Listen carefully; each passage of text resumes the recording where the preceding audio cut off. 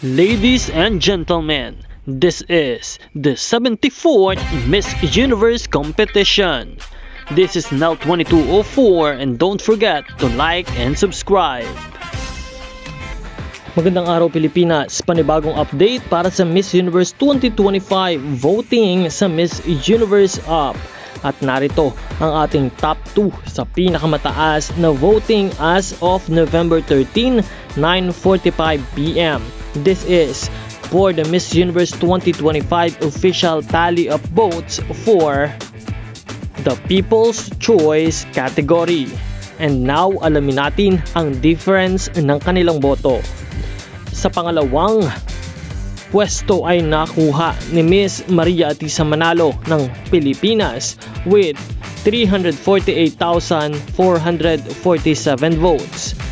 Samantala, nanguna naman si Miss Bangladesh Tanjia Zaman Metila na mayroong botong 348,703 votes.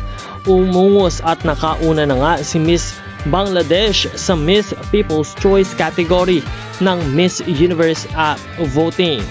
Meron siyang kalamangan na 256 votes, kaya naman mga Pilipino at mga Pinoy pageant fans, patuloy nating iboto ang ating pambatong si Maria Atisa Manalo sa Miss Universe application. Just download the Miss Universe app and of course piliin ang Pilipinas at iboto.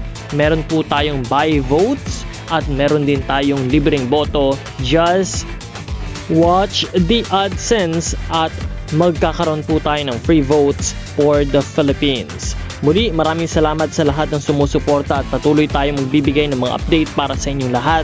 Kaya huwag kalimutan na mag-subscribe. This is Nell 2204. Maraming salamat sa panonood at magkita tayong muli sa susunod na update.